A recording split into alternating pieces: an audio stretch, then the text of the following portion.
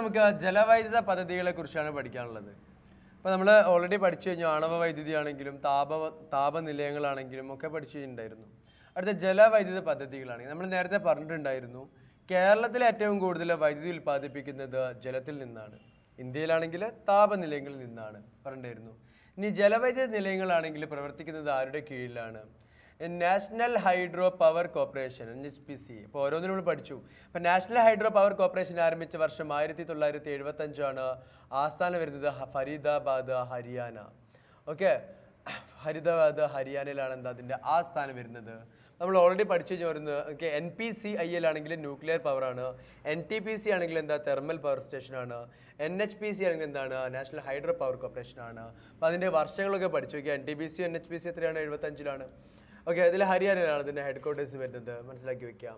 അങ്ങനെയാണെങ്കിൽ ഇന്ത്യയിലെ ആദ്യത്തെ ജലവൈദ്യുത നിലയം ഏതാണ്? ശരിക്കും പഠിച്ചു വെക്കുക. ഇന്ത്യയിലെ ആദ്യത്തെ ജലവൈദ്യുത നിലയം ഏതാണ്? സിഡ്രോപോങ്. ഏതാണ്? സിഡ്രോപോങ് ആണ്. എവിടെയാ സിഡ്രോപോങ് ആണെങ്കിൽ? വെസ്റ്റ് ബംഗാൾ. സിഡ്രോപോങ് വെസ്റ്റ് ബംഗാളിലെ ഡാർജിലിംഗിലാണ്. എവിടെയാണ്? വെസ്റ്റ് ബംഗാളിലെ ഡാർജിലിംഗിലാണ്. നദി ചോദിച്ചാൽ രംഗീത് നദിയാണ്. രംഗീത് നദി. വർഷം 1897. അപ്പം ഇത്രയും കാര്യങ്ങൾ നമ്മൾ പഠിച്ചു വെക്കണം. അപ്പം ഇന്ത്യയിലെ ആദ്യത്തെ ജലവൈദ്യുത നിലയമാണെങ്കിൽ ഏതാണ്? സിഡ്രോപോങ് ആണ്, വെസ്റ്റ് ബംഗാൾ. അപ്പോൾ വളരെ ചെറുതാണ്. വെസ്റ്റ് ബംഗാളിലെ ഡാർജിലിംഗ്. നമ്മളെ എക്സാമിന് വന്ന ചോദ്യം, PSC എക്സാം. ഇന്ത്യയിലെ ആദ്യത്തെ ജലവൈദ്യുത നിലയം സ്ഥാപിതമായിട്ടുള്ളത് എവിടെയാണ്? ഡാർജിലിംഗ് എന്നായിരുന്നു ഓപ്ഷനകത്ത് ഉണ്ടായിരുന്നത്.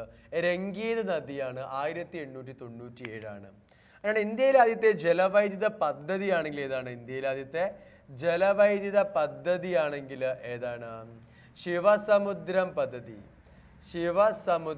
ശിവസമുദ്രമാണെങ്കിൽ കാവേരിയിലാണ്. കാവേരി, കർണാടക. 1902 ഇതിൻ്റെ വർഷം വരുന്നത്. പത്തിൽ പഠിച്ചു വയ്ക്കുക. അപ്പം ഇന്ത്യയിലെ ആദ്യത്തെ ജലവൈദ്യുത നിലയമാണെങ്കിൽ സിഡ്രോപോങ്. ഇന്ത്യയിലെ ആദ്യത്തെ ജലവൈദ്യുത പദ്ധതി ആണെങ്കിൽ ഏതാണ്?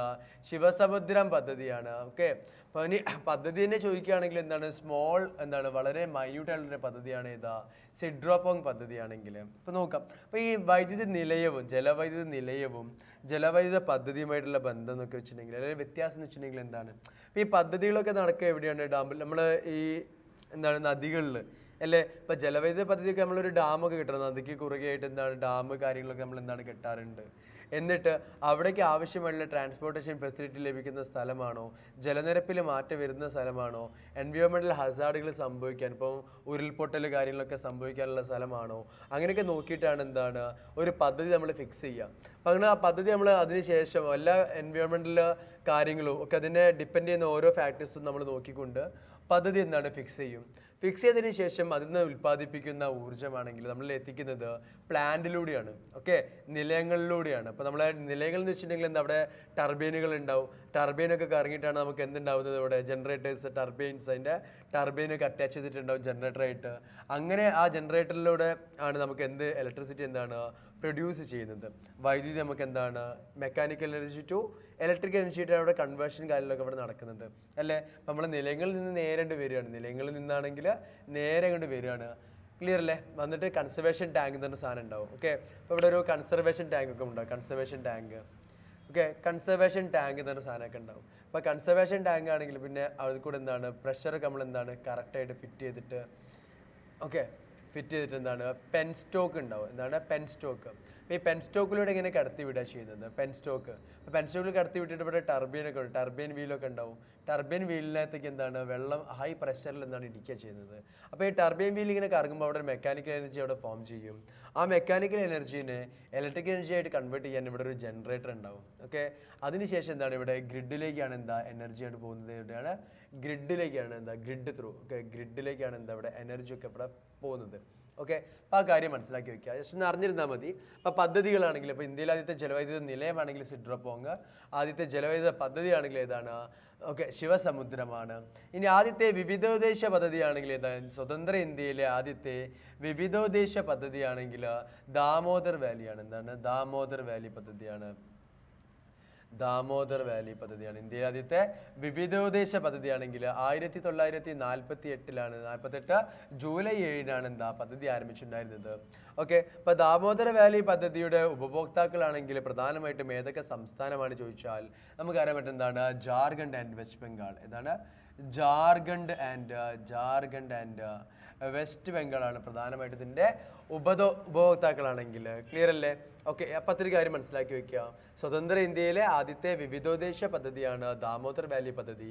1948 ജൂലൈ 7 പദ്ധതി ആരംഭിച്ചിട്ടുണ്ടായിരുന്നത്. ഇതിന്റെ ഉപഭോക്താക്കളാണെങ്കിൽ പ്രധാനമായിട്ട് 2 സംസ്ഥാനമാണ്. ഏതൊക്കെയാ? ജാർഖണ്ഡ് അതുപോലെ തന്നെ പശ്ചിമ ബംഗാളാണ് എന്താ ഇതിന്റെ ഉപഭോക്താക്കളാണെങ്കിൽ. ഇത്തിരി മനസ്സിലാക്കി വെക്കാം. ഇനി നമ്മൾ പ്രധാനമായിട്ടും ഇപ്പോൾ പഠിക്കേണ്ടത് കേരളത്തിലെ കുറച്ച് കാര്യങ്ങളാണ്. കേരളത്തിലെ ജലവൈദ്യുത പദ്ധതിയുമായി ബന്ധപ്പെട്ട കുറച്ച് കാര്യങ്ങൾ പഠിച്ചു വെക്കാം. കേരളത്തിലെ ആദ്യത്തെ ജലവൈദ്യുത പദ്ധതിയാണ്. കേരളത്തിലെ ആദ്യത്തെ ആണെങ്കിൽ ഏതാണ്? പള്ളിവാസലാണ്. ഏതാണ്? പള്ളിവാസലാണെങ്കിൽ എവിടെയാണ്? മുതിരംപുഴ ഇടുക്കിയിലാണ്. ഏത് വർഷമാണ്? 1940 എന്താ ആരംഭിച്ചിട്ടുണ്ടായിരുന്നത്. ആദ്യത്തെ നമ്മൾ പറഞ്ഞു കേരളത്തിലെ ആദ്യത്തെ ജലവൈദ്യുത പദ്ധതി ആണെങ്കിൽ പള്ളിവാസല്. രണ്ടാമത്തെ ആണെങ്കിൽ ചെങ്കുളമാണ്. അപ്പൊ നമ്മളെ പള്ളിവാസൽ പദ്ധതിയുടെ അവശേഷിക്കുന്ന ജലം ഉപയോഗിച്ചിട്ടാണ് ചെങ്കുളം പദ്ധതി ആരംഭിച്ചിട്ടുണ്ടായിരുന്നത്. അപ്പൊ ചെങ്കുളം പദ്ധതി ആരംഭിച്ചത് എവിടെ തന്നെയായിരിക്കും? മുതിരമ്പുഴയില്, ഇടുക്കി ജില്ലയിൽ തന്നെയാണ്. 1954 തന്നെയാണ് ഇത് ആരംഭിച്ചിട്ടുണ്ടായിരുന്നത്. ഓക്കെ, നെക്സ്റ്റ് വേണമെങ്കിൽ മലബാറിലെ ആദ്യത്തെ ആണെങ്കിൽ ഏതാണ്? മലബാറിലെ ആദ്യത്തെ പദ്ധതിയാണെങ്കിൽ കുറ്റ്യാടി പദ്ധതിയാണ്. മലബാറിലെ ആദ്യത്തെ പദ്ധതിയാണെങ്കിൽ കുറ്റ്യാടി പുഴയാണ്, കോഴിക്കോടാണ് സ്ഥിതി ചെയ്യുന്നത്. 1972 പദ്ധതി ഉണ്ടായിരുന്നത്. 1972 ആണെങ്കിൽ. അപ്പം 3 കാര്യങ്ങളിലേക്ക് കഴിഞ്ഞു. പള്ളിവാസലാണെങ്കിൽ ആദ്യത്തെയാണ് കേരളത്തിലെ ആദ്യത്തെയാണ്. ഇനി ചെങ്കുളമാണെങ്കിൽ രണ്ടാമത്തെയാണ്. മലബാറിലെ ആദ്യത്തെയാണെങ്കിൽ ഏതാണ്? കുറ്റ്യാടി പദ്ധതിയാണ്. ഇനി ഏറ്റവും വലുതാണെങ്കിൽ ഏതാണ്? കേരളത്തിലെ ഏറ്റവും വലിയ പദ്ധതിയാണെങ്കിൽ ഇടുക്കി പദ്ധതിയാണെങ്കിൽ എവിടെയാണ്?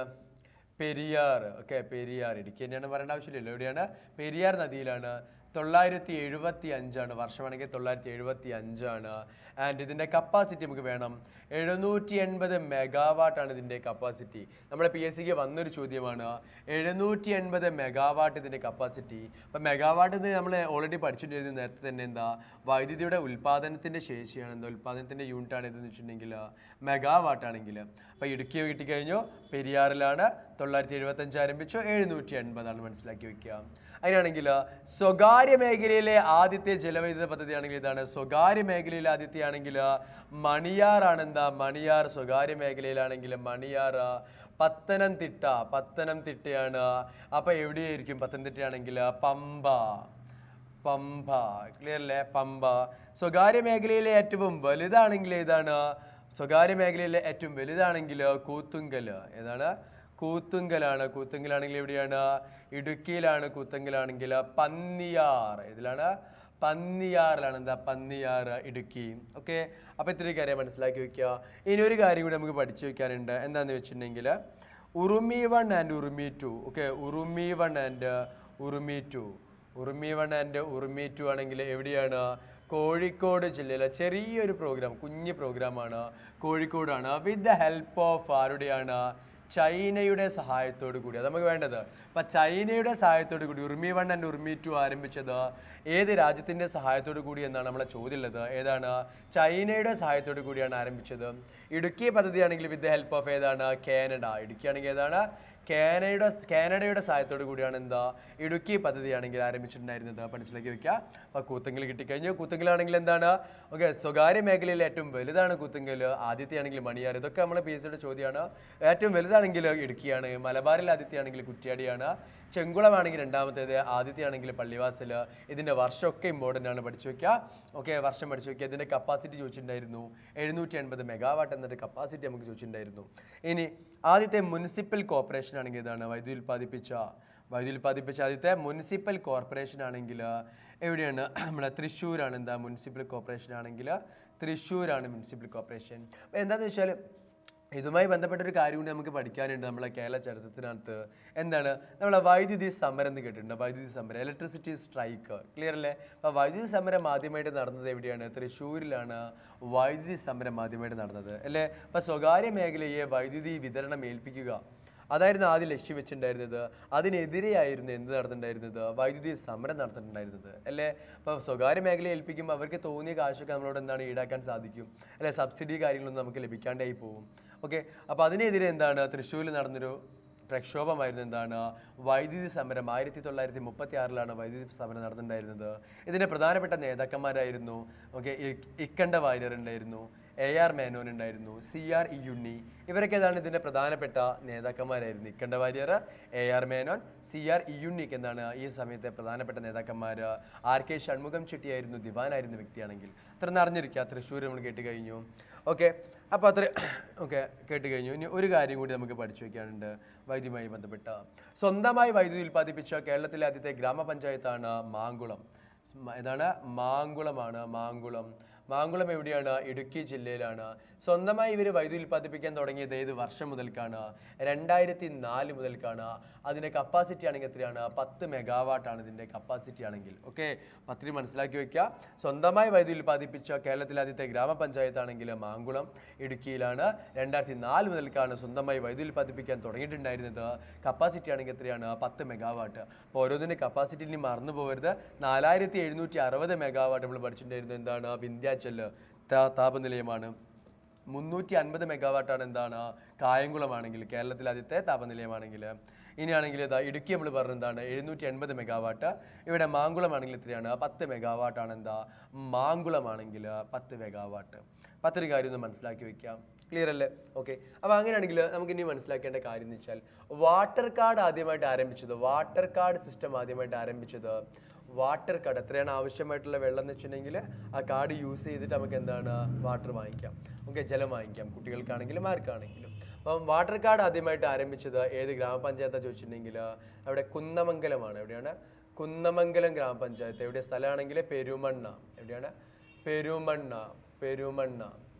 പെരുമണ്ണയാണ്. എന്താ? ഓക്കെ, ഇനി അത് നമുക്ക് 2 പ്രോഗ്രാം കൂടി ഒന്ന് പഠിച്ചിട്ടുണ്ട്. ഓക്കെ, 2 പ്രോഗ്രാം എന്ന് വെച്ചിട്ടുണ്ടെങ്കിൽ ഓക്കെ, ഇപ്പോൾ 2 പ്രോഗ്രാം. എന്താ? ഒന്നാമത്തെ പ്രോഗ്രാം എന്ന് വെച്ചിട്ടുണ്ടെങ്കിൽ എന്താണ്? നമ്മുടെ ഗ്രാമീണ ജനങ്ങൾക്ക് ശുദ്ധജലം ലഭിക്കുന്നതിന് വേണ്ടി വേൾഡ് ബാങ്ക്, ലോക ബാങ്കിൻ്റെ സഹായത്തോടു കൂടി ആരംഭിച്ച പ്രോഗ്രാമിൻ്റെ പേരാണ് ജലനിധി. എന്താണ്? ജലനിധി. ഇപ്പം ലോക ബാങ്കിൻ്റെ സഹായത്തോടു കൂടി ആരംഭിച്ച പ്രോഗ്രാമിൻ്റെ പേരായിരുന്നു എന്താണ്? ജലനിധിയാണെങ്കിൽ. അപ്പം എന്താണ്? ഗ്രാമീണ ജനങ്ങൾക്ക് ശുദ്ധജലം ലഭിക്കുന്നതിന് വേണ്ടി ആരംഭിച്ച ഒരു പ്രോഗ്രാമായിരുന്നു എന്താണ്? ജലനിധിയാണെങ്കിൽ. കേരള സർക്കാർ ആരംഭിച്ച മഴവെള്ള കൊയ്ത്ത് പദ്ധതിയാണ് വർഷ. കേരള സർക്കാർ ആരംഭിച്ച മഴവെള്ള കൊയ്ത്ത് പദ്ധതി, മഴവെള്ള കൊയ്ത്ത് പദ്ധതിയാണ് വർഷ എന്ന് പറയുന്നത്. വാട്ടർ ഹാർവെസ്റ്റിംഗ് പ്രോഗ്രാം ആണ്. ഓക്കെ, മനസ്സിലാക്കിയ 2 പ്രോഗ്രാം ആണെങ്കിൽ മഴവെള്ള കൊയ്ത്ത് പദ്ധതി, കേരള സർക്കാർ ആരംഭിച്ച മഴവെള്ള കൊയ്ത്ത് പദ്ധതിയാണ് എന്താ? വർഷ എന്നാണെങ്കിൽ. ജലനിധി ആണെങ്കിൽ എന്താണ്? ഗ്രാമീണ ജനങ്ങൾക്ക് ശുദ്ധജലം ലഭിക്കുന്നതിന് വേണ്ടി ലോക ബാങ്കിൻ്റെ സഹായത്തോടു കൂടി ആരംഭിച്ച പ്രോഗ്രാമിൻ്റെ പേരാണ് ജലനിധിയാണെങ്കിൽ. ഓക്കെ, അപ്പോൾ ഇത്രയും കാര്യം മനസ്സിലാക്കി വെക്കാം. അപ്പം ജലസേചനത്തിൻ്റെ കേസ് നമ്മൾ പറയുകയാണെങ്കിൽ ജലസേചന പദ്ധതികളാണ് കേരളത്തിൽ. ജലസേചന പദ്ധതികളാണെങ്കിൽ കൊണ്ടുവന്നിട്ടുള്ളത് എത്ര ഡാമുകളിലാണ് ചോദിച്ചിട്ടുണ്ടെങ്കിൽ ജലസേചന പദ്ധതികൾ ആരംഭിച്ചിട്ടുള്ളത് 18ഓളം ഡാമുകളിൽ നിന്നാണ് എന്താ കേരളത്തിലെ ഇതുവരെയുള്ള ജലസേചന പദ്ധതികളെല്ലാം ആരംഭിച്ചിട്ടുള്ളത്. ക്ലിയർ അല്ലേ? ഏറ്റവും കൂടുതൽ ജലസേചന പദ്ധതികൾ നടക്കുന്നത് ഏത് ജില്ലയിലാണ് ചോദിച്ചിട്ടുണ്ടെങ്കിൽ ഏതാണ്? ഏറ്റവും കൂടുതൽ ജലസേചന പദ്ധതികൾ നടക്കുന്നത് പാലക്കാട് ജില്ലയിലാണ്. ഏറ്റവും കൂടുതൽ ജലസേചന പദ്ധതികൾ നടക്കുന്നത് പാലക്കാട് ജില്ലയിലാണ്. ഏറ്റവും കൂടുതൽ ജലസേചന പദ്ധതികൾ നടക്കുന്നത് ഏത് നദിയിലാണ് ചോദിച്ചിട്ടുണ്ടെങ്കിൽ ഭാരതപ്പുഴയിലാണ്. ഏതാണ്? ഭാരതപ്പുഴയിലാണ്. ഓക്കെ, മാറിപ്പോരുത്. ഏറ്റവും കൂടുതൽ ജലസേചന പദ്ധതികൾ നടക്കുന്നത് ഏത് ജില്ല ചോദിച്ചിട്ടുണ്ടെങ്കിൽ പാലക്കാടാണ്. അപ്പോൾ ഏറ്റവും കൂടുതൽ ജലവൈദ്യുത പദ്ധതികൾ നടക്കുന്ന ജില്ലയാണെങ്കിൽ ഏതാണ്? ഇടുക്കിയാണ്. ഓക്കെ, ഏറ്റവും കൂടുതൽ ജലവൈദ്യുത പദ്ധതി നടക്കുന്ന നദിയാണെങ്കിൽ ഏതാണ്? പെരിയാറാണ്. ഏതാണ്? പെരിയാർ. മാറിപ്പോരുത്. ഏറ്റവും കൂടുതൽ ജലസേചന പദ്ധതികൾ നടക്കുന്നത് ഏത് ജില്ലയാണ് ചോദിച്ചാൽ പാലക്കാടാണ്. ഏറ്റവും കൂടുതൽ ജലസേചന പദ്ധതികൾ നടക്കുന്നത് ഏത് നദിയിലാണ് ചോദിച്ചാൽ ഏതാണ്? ഭാരതപ്പുഴയിലാണ്. ഏറ്റവും കൂടുതൽ ജലവൈദ്യുത പദ്ധതി ആണെങ്കിൽ നടക്കുന്നത് ഇടുക്കി ജില്ലയിലും. ഓക്കെ, ജലവൈദ്യുത പദ്ധതി നടക്കുന്നത് ഏത് നദിയിലാണ് ചോദിച്ചിട്ടുണ്ടെങ്കിൽ ഏതാണ്? പെരിയാറിലുമാണ് എന്താ നടക്കുന്നത്. ക്ലിയർ അല്ലേ? ഓക്കെ, ഇനി അങ്ങനെയാണ് കേരളത്തിലെ ഏറ്റവും വലിയ ജലസേചന പദ്ധതി ഏതാണ് ചോദിച്ചിട്ടുണ്ടെങ്കിൽ ഏതാണ്? കേരളത്തിലെ ഏറ്റവും വലിയ ജലസേചന പദ്ധതിയാണെങ്കിൽ ഏതാണ്? കല്ലടയാണ്. കേരളത്തിലെ ഏറ്റവും വലിയ ജലസേചന പദ്ധതിയാണെങ്കിൽ ഏതാണ്? കല്ലടയാണ്. കല്ലട എവിടെയാണ്? കൊല്ലം. ക്ലിയർ അല്ലേ? കൊല്ലം. ഓക്കെ, അപ്പം അത്രയും കാര്യം മനസ്സിലാക്കി വെക്കാം. അപ്പം ജലസേചനവുമായി ബന്ധപ്പെട്ട കുറച്ച് കാര്യങ്ങൾ ഫാക്റ്റ് പറഞ്ഞിട്ടുള്ളൂ. ഏകദേശം 18ഓളം ഡാമുകളിൽ നിന്നാണ് ജലസേചന പദ്ധതികൾ നടപ്പിലാക്കുന്നത്. ഓക്കെ, ഏറ്റവും കൂടുതൽ ജലസേചന പദ്ധതികളുള്ളത് ജില്ല നമ്മൾ പറഞ്ഞു കഴിഞ്ഞു. നദി ഏതാന്ന് പറഞ്ഞു കഴിഞ്ഞു. ഏറ്റവും വലുതാണെങ്കിൽ ഏതാണ്? കല്ലടയാണ്. ഇതൊക്കെ നമ്മളെ PSC ചോദിച്ചൊരു ചോദ്യമാണ്. ഏറ്റവും കൂടുതൽ ജലവൈദ്യുത പദ്ധതികൾ നടക്കുന്ന നദി ഏതാ ചോദിച്ചിട്ടുണ്ടായിരുന്നു? പെരിയാറാണ്. ഓക്കെ, ഏത് ജില്ല ചോദിച്ചിട്ടുണ്ടെങ്കിൽ ഏതാണ്? ഇടുക്കി ജില്ലയിലാണ്. ഓക്കെ, അപ്പോൾ ഇതിലൊന്നും മാറിപ്പോരുത്. പള്ളിവാസൽ, ചെങ്കുളം, കുറ്റ്യാടി, ഇടുക്കി, ഇതിനൊക്കെ വർഷം പഠിച്ചു വെക്കുക. മണിയാർ, കൂത്തുങ്കൽ സ്വകാര്യ മേഖലയിൽ ആദ്യത്തെ. പിന്നെ എന്താ ഏറ്റവും വലുത്? ഉർമി 1 ആൻഡ് ഉർമി 2 പഠിച്ചു വെക്കുക. തൃശ്ശൂർ ആണെങ്കിൽ കോർപ്പറേഷൻ ആണ് പഠിച്ചു വെക്കുക. മാങ്കുളം ആണെങ്കിൽ സ്വന്തമായി ഉൽപ്പാദിപ്പിച്ച ഗ്രാമപഞ്ചായത്ത് പഠിച്ചു വെക്കുക. ഓക്കെ, അതുപോലെ NHPC, അതുപോലെ തന്നെ സിഡ്രോപോങ്, ശിവസമുദ്ര, ദാമോദർ വാലി, ഇതൊക്കെ നമുക്ക് PSC ചോദിക്കുന്ന ചോദ്യങ്ങളാണ്. ജലവൈദ്യുത നിലയം എന്നാണെങ്കിൽ ആദ്യത്തേക്ക് ഇന്ത്യയിലാണെങ്കിൽ ഏതാണ്? സിഡ്രോപോങ്. ജലവൈദ്യുത പദ്ധതി ആണെങ്കിൽ ആദ്യത്തെ ഏതായിരുന്നു? ശിവസമുദ്രം പദ്ധതിയാണ് ആദ്യത്തെയാണെങ്കിൽ. ഓക്കെ, ഇത്തിരി കാര്യങ്ങൾ നമ്മൾ പഠിച്ചു വെക്കാം. നമുക്ക് ഇനി കുറച്ച് ഡാമുകളാണ് പഠിക്കാനുള്ളത്. ഓക്കെ, കുറച്ച് ഡാമുകളെ കുറിച്ച് എന്താണ് ഇതിനകത്ത് നിന്ന് പഠിച്ചു വെക്കാം. ക്ലിയർ അല്ലേ?